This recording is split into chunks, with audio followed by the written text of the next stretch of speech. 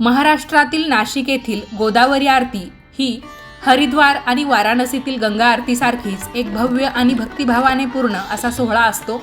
ही आरती रामकुंड पंचवटी नाशिक येथे दररोज संध्याकाळी मोठ्या उत्साहात साजरी केली जाते।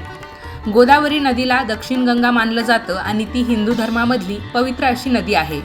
ही आरती नदीच्या पावित्र्याचे पूजन व ऋषीमुनींनी केलेल्या तपश्चर्येची आपल्याला आठवण करून देते।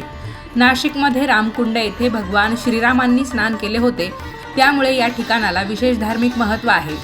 गोदावरी नदीचे स्वच्छता आणि संरक्षण करण्याचा संदेश ही आरती देते। आरतीचा सोहळा आणि वेळ दररोज संध्याकाळी 6:30 ते 7:30च्या दरम्यान आरती होते। ठिकाण रामकुंड पंचवटी नाशिक आणि आरती कशी केली जाते?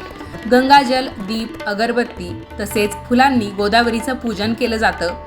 कापूर आरती देखील यावेळेस लावली जाते। मोठ्या ताटात दिव्यांची आरती केली जाते। भाविक गोदावरी माता की जय अशा जयघोषामध्ये आरतीत सहभागी होतात।